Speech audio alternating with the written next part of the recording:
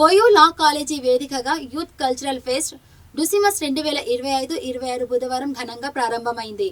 రాష్ట్ర డీజీపీ శివధర్ రెడ్డి ముఖ్య అతిథిగా హాజరై ఈ వేడుకలో మొదటి రోజు వక్తృత్వం, పెయింటింగ్ వంటి పోటీలు నిర్వహించగా రెండో రోజు సింగింగ్, డాన్స్ వంటి విభిన్న ప్రదర్శనలు జరగనున్నాయి.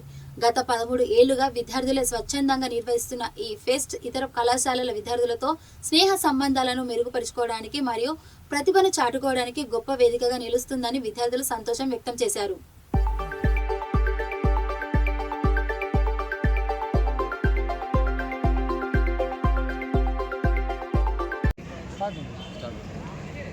ఇక్కడ వచ్చిన ప్రతి ఒక్కరికి, విద్యార్థులకు, ఇతర కాలేజీ విద్యార్థులకు, మరి మీడియా మిత్రులకు అందరికీ గుడ్ ఆఫ్టర్నూన్.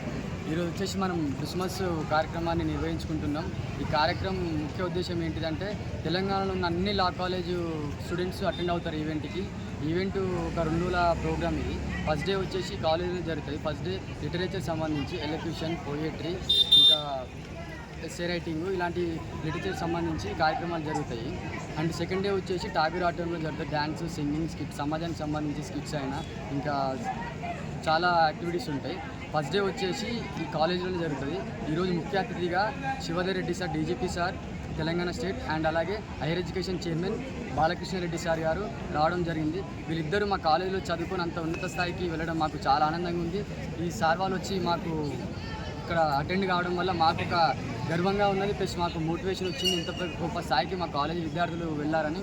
ఇంకోటి, ఇప్పుడున్న విద్యార్థులైనా అంత గొప్ప స్థాయికి వెళ్ళాలని కోరుకుంటున్నాను.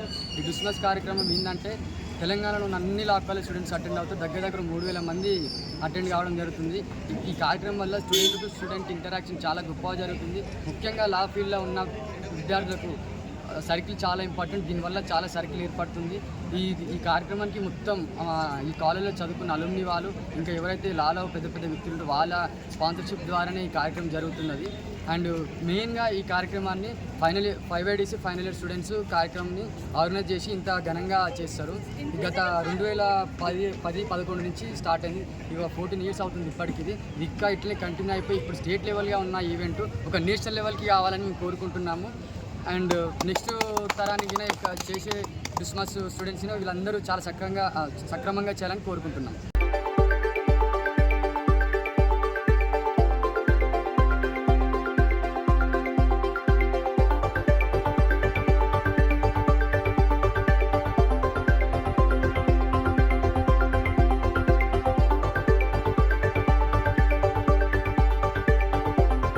నా పేరు శ్రీజా బాలరెడ్డి.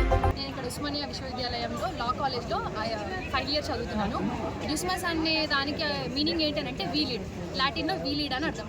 దీన్ని 14 సంవత్సరాల కిందట ఈ పేరు కోట్ చేసింది కూడా మా professor GB Reddy sir. So దానికి మేము ఎప్పుడు గర్వంగా ఫీల్ అవుతాం. సార్ మాకు ఎప్పుడు ముందుండి ఇన్ని రోజులు, ఇప్పుడు ఇక్కడ వాళ్ళు లేకపోయినా కూడా గత కొన్ని సంవత్సరాల నుంచి కూడా సార్ లీడ్ చేస్తున్న దాన్ని బట్టి మేము ముందుకెళ్ళాము. అండ్ మా అలుమ్నై, మేము ఇంత పెద్ద ఎత్తున ఈ క్రిస్మస్ ప్రోగ్రామ్ చేయగలుగుతున్నామంటే అది మా అలుమ్నై వల్లనే చేయగలుగుతాం. ఎందుకంటే మాకు యూనివర్సిటీ నుంచి ఫండ్స్ అంతగా ఈ ఫెస్ట్కి ఉండవు.